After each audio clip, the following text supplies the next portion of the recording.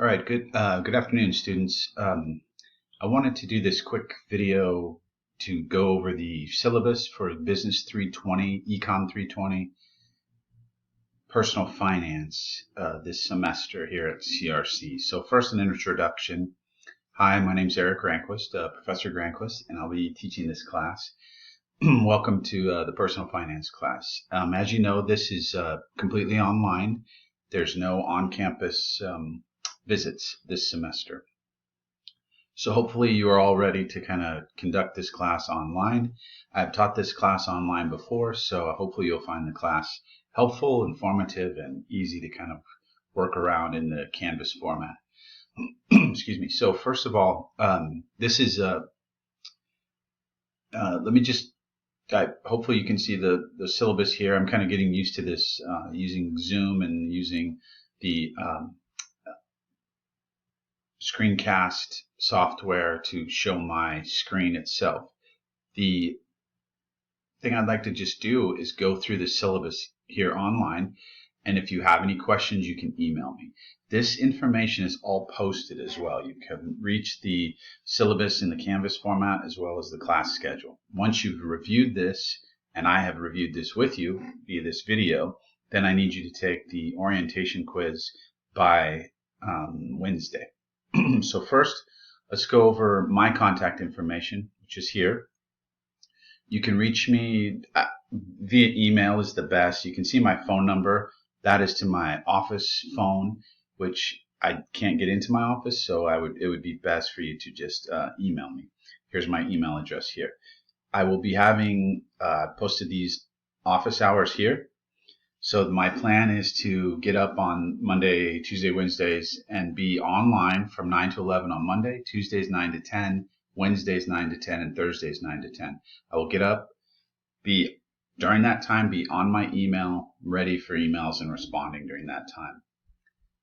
If it's a substantive question related to the material, then it may take me a little bit longer to respond to your emails, but for the most part, I will try to respond during that time. If you email me outside of those kind of office hours windows, then it may take a little bit longer for my response, but nonetheless, I'll try to get back to you as soon as I can. The office hours on Zoom, I will set up office hours and I will post them prior to setting those up. It kind of depends. Right now I don't have them scheduled every week, but I'm going to do them randomly. The more office hours I need, the more I might have.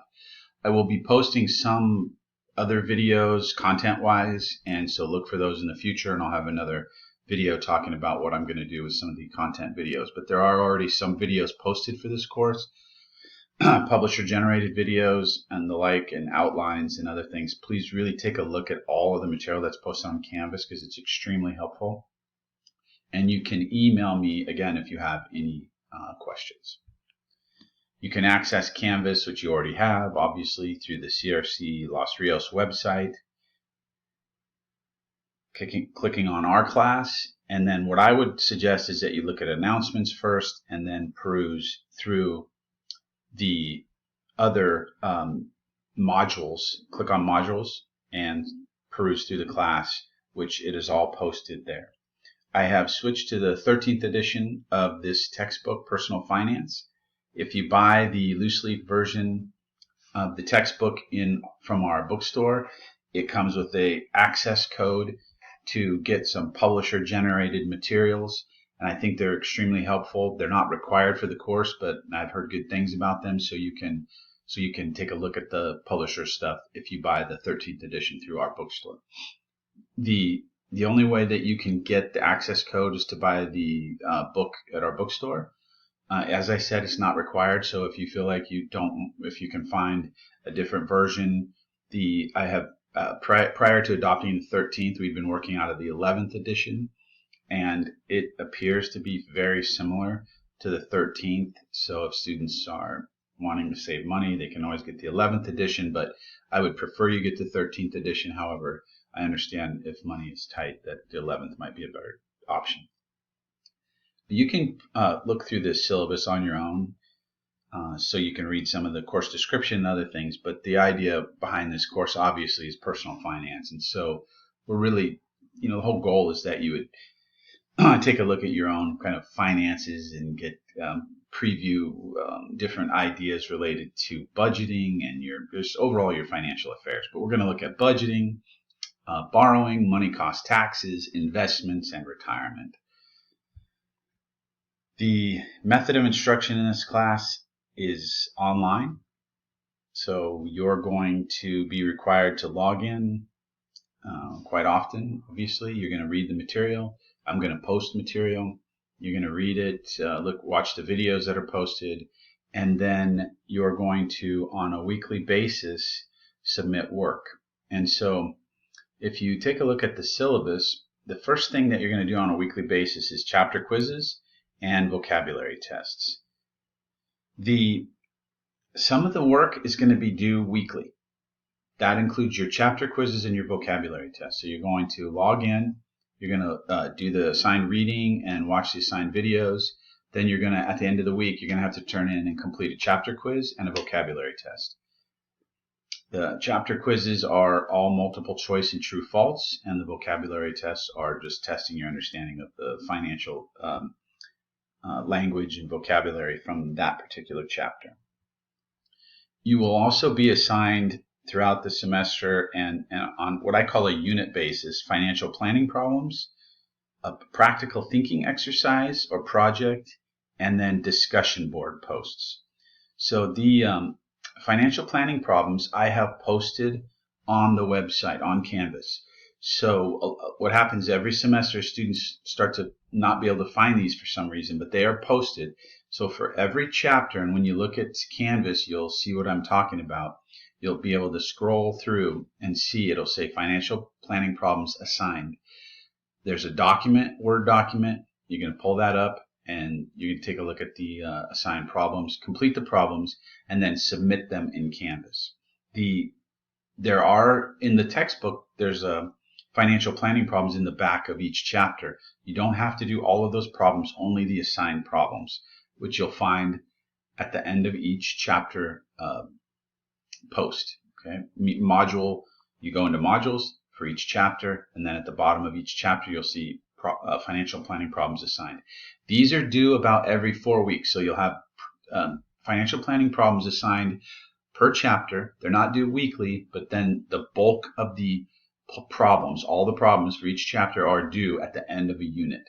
So the unit dates are about every 4 weeks. Please review the class schedule to really kind of identify when everything is due.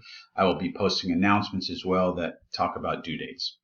The practical thinking exercises are just that. They're assignments that are trying to apply kind of a practical approach to what you're learning in this class. So the first one is going to be budgeting.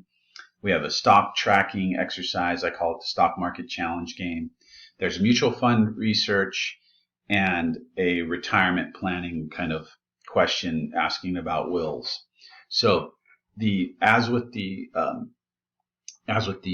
financial planning problems, the practical thinking exercises are due unit-wise, and so the personal budget and net worth and balance sheet are due here in a couple weeks. Then I'll open the stock market game. That write-up is not due till the end of the class, but you'll start trading here in about 4 weeks. Then with kind of fictitious money, and I'll talk about that later. Then we'll have the mutual fund research, which is due, and then the retirement planning. And all of these you can see on the class schedule, the due dates. There's also discussion boards that are due throughout the class. There's 4 discussion boards, and you'll need to post an initial thought based on the prompt and then respond to 2 other students, and each one of those is worth a total of 10 points. You will be required to take a final exam. The final exam is at the end of the class and is worth 360 points. The exam window, since it's online, I will have a day in which the exam is to be taken, and the exam window will be from 6 a.m. until 1 p.m. So you can take the exam anytime between 6 and 1 p.m., but the exam must be completed by 1 p.m. This is wrong here. Photo ID. Sorry, I need to delete this from my syllabus, but this was when the exam was on campus.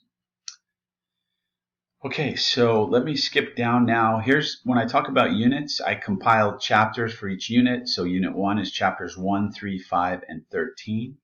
Notice I'm not covering some chapters, so make sure you are aware of that when you look at the class schedule and the reading assigned.